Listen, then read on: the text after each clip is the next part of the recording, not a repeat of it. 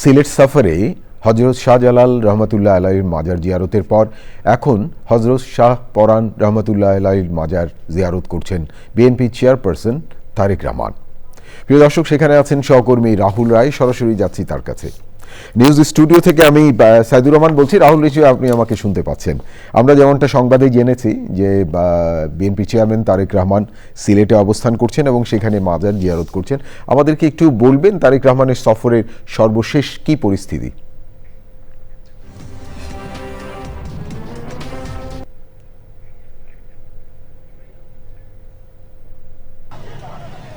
সাইদুর, আপনাকে ধন্যবাদ। এই মাত্র বিএনপি চেয়ারম্যান তারেক রহমানের যে গাড়ি বহর হজরত শাহজালাল মাজার থেকে শাহ পরানের মাজারে প্রবেশ করলেন। আপনি নিশ্চয়ই জানেন যে রাত 8টা 4 মিনিটে সিলেট ওসমানী আন্তর্জাতিক বিমানবন্দরে তিনি অবতরণ করেছেন এবং সেখান থেকে তিনি সরাসরি চলে এসেছিলেন হজরত শাহজালাল মাজারে। সেখানে তিনি মাজার জিয়ারত করেন এবং মুক্তিযুদ্ধের সর্বাধিনায়ক জেনারেল এজে ওসমানের কবরও জিয়ারত করেন তিনি এবং মাজার জিয়ারত শেষে তিনি সেখানে নফল নামাজ আদায় করেছেন এবং সেখান থেকে তিনি সরাসরি চলে আসলেন এই শাহপরান মাজারে।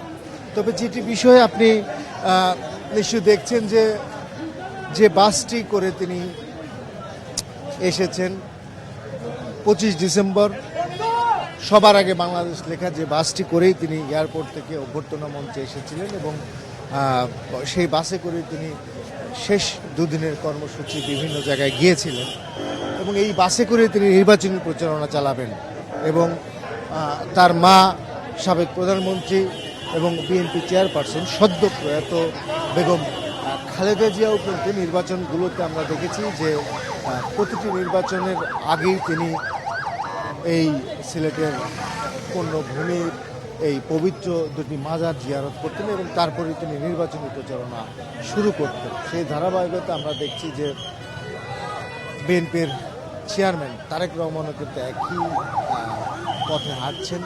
তিনি এখানে এই দুটি মাজার জিয়ারত করছেন। শাহজালাল মাজার এরই মধ্যে জিয়ারত করেছেন, এখন শাহ পরানের মাজার তিনি জিয়ারত করছেন এবং এই মাজার জিয়ারত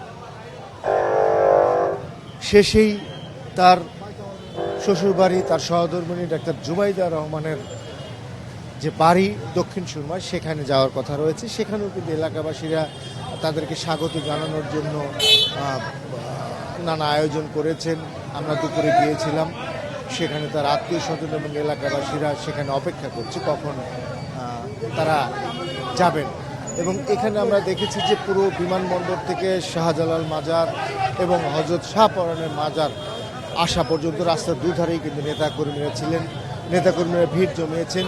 এখানেও আমরা দেখছি যে বাসের সামনে নেতাকর্মীরা অবস্থান করছেন এবং এখনও কিন্তু এই রাস্তার আশেপাশে আপনি দেখতেই পাচ্ছেন যে নেতাকর্মীরা অবস্থান করছেন। তারা আসলে তাদের প্রিয় নেতাকে স্বাগত জানাচ্ছেন। তবে এখানে আসার যে মূল উদ্দেশ্য, তিনি এই দুটি মাজার জিয়ারত করে আগামীকাল সকাল 11টায় সিলেটের আলিয়া মাদ্রাসার মাঠ থেকে তিনি নির্বাচনী প্রচারণা শুরু করবেন। সেখানে জনসমাবেশ রয়েছে, সেই জনসমাবেশে সকাল 11টায় তার বক্তব্য দেওয়ার কথা রয়েছে এবং সেই জনসমাবেশের মঞ্চে সিলেট জেলা এবং সুনামগঞ্জ জেলার যারা বিএনপির প্রার্থী রয়েছে ত্রয়োদশ জাতীয় সংসদ নির্বাচনে হ্যাঁ, রাহুল, অনেক ধন্যবাদ আপনাকে সিলেট থেকে সরাসরি যুক্ত হয়ে তারেক রহমানের সফরের সর্বশেষ পরিস্থিতি জানানোর জন্য।